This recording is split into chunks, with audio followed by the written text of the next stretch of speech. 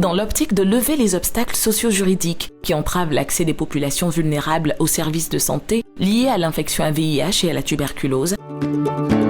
L'organisation non gouvernementale Alliance Côte d'Ivoire et ses partenaires mettent en œuvre le Fonds catalytique Droits humains, financé par le Fonds mondial de lutte contre le sida, la tuberculose et le paludisme.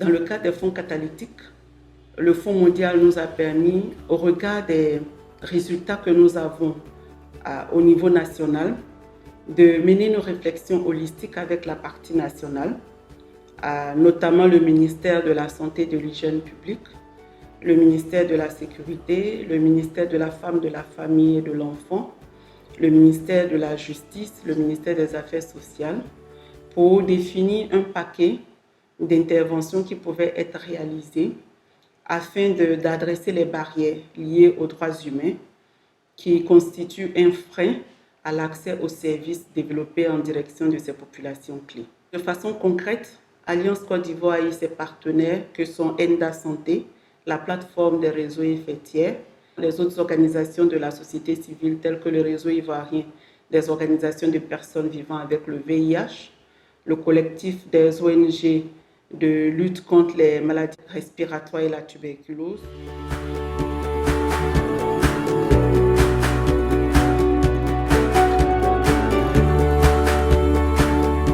Nos objectifs spécifiques visent à intensifier et à renforcer la réponse par rapport à la prise en charge des cas de violation, et également à l'accès au traitement pour les questions de VIH et de tuberculose, à continuer le processus de plaidoyer pour les réformes légales que nous avons entamées depuis 2019, également de renforcer la surveillance communautaire pour le VIH et pour la tuberculose. Les domaines d'intervention du projet Fonds catalytique portent sur la lutte contre la stigmatisation, la discrimination, le rejet social, la formation du personnel de santé sur les droits humains et l'éthique médicale, l'éducation juridique des populations, les services juridiques liés au VIH, le contrôle des lois, règlements et politiques, l'accès au traitement pour le VIH, la tuberculose et le paludisme par rapport aux intrants, aux médicaments et à la fonctionnalité des appareils de laboratoire.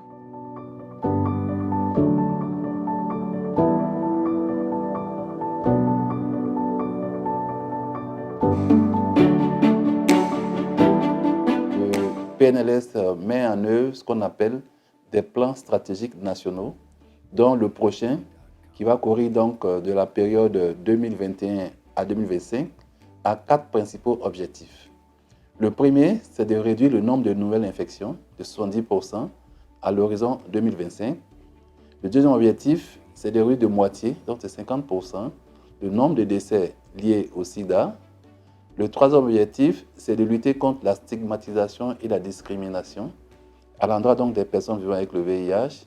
Et enfin, le quatrième, c'est de renforcer la gouvernance en matière de lutte contre le sida dans notre pays pour rendre cette lutte-là efficiente, durable et redevable. Alors, dans le plan stratégique national de 2016, nous avons consacré une part importante à l'équité et au respect des droits humains à l'endroit des personnes avec le VIH. Cet important projet couvre désormais 113 districts sanitaires. Il bénéficie d'un fort ancrage institutionnel avec le ministère de la Justice et des Droits de l'Homme, le ministère de la Santé et de l'Hygiène publique, le ministère de la Femme, de la Famille et de l'Enfant, le ministère de la Sécurité et de la Protection civile et une collaboration avec les organisations communautaires telles que ENDA Santé, la plateforme des réseaux et fait tiers de lutte contre les 3 pandémies VIH-Sida, tuberculose et le paludisme.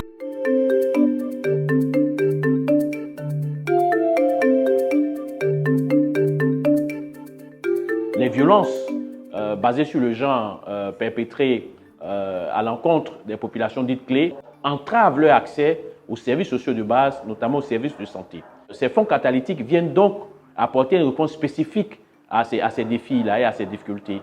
ENDA Santé reçoit les financements de Alliance Côte d'Ivoire, qui est le récipiendaire principal des fonds catalytiques volets communautaires.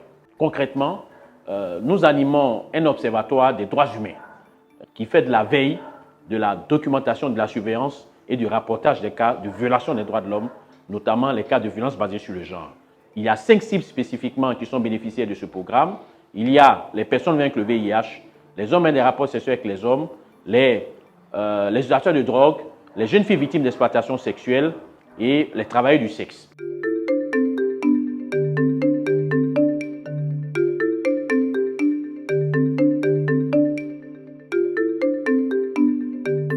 La plateforme des réseaux effectifs de lutte contre le sida et les autres pandémies en Côte d'Ivoire est une structure de veille et de plaidoyer. Elle vise à renforcer la participation des organisations de la société civile au processus de planification et de prise de décision en matière de santé en Côte d'Ivoire. Grâce à l'action conjuguée de Alliance Côte d'Ivoire et de ENDA Santé, nous allons renforcer l'accès au traitement VIH-TB durant la NFM3.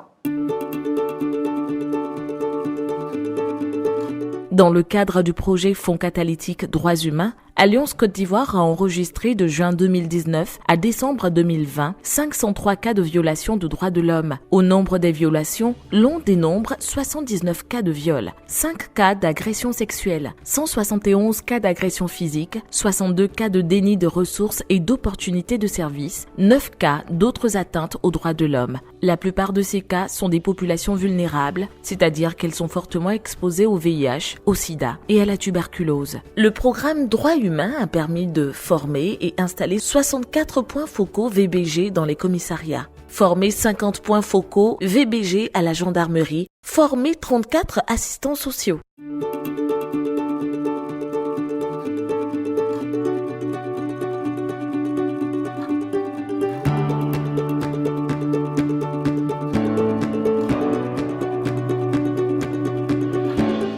Notre apport, c'est d'écouter et accompagner les victimes de violations de droits que nous notifions à ENDA Santé.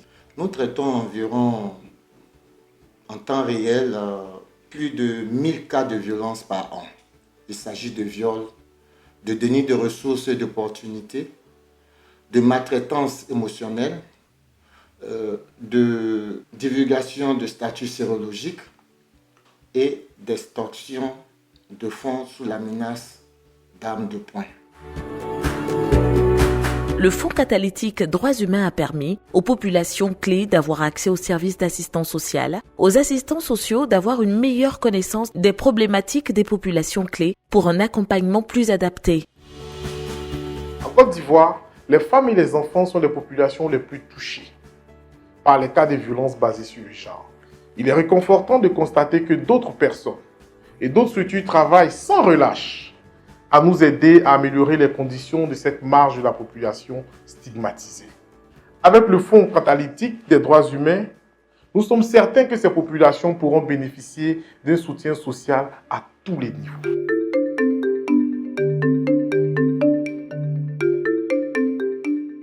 Nous, les transgenres, nous subissons les violences au quotidien. Tout le monde nous juge. Tous ceux à qui nous demandons de l'aide nous rejettent. Lorsque j'ai été confrontée à une situation de violence, j'ai été identifiée par un parajuriste de ma localité. Il m'a ensuite référé pour la prise en charge médicale et psychologique. Ensuite, pour la prise en charge juridique, j'ai été conduite dans un commissariat pour une déclaration en vue de porter plainte. L'ensemble des services proposés étaient gratuits.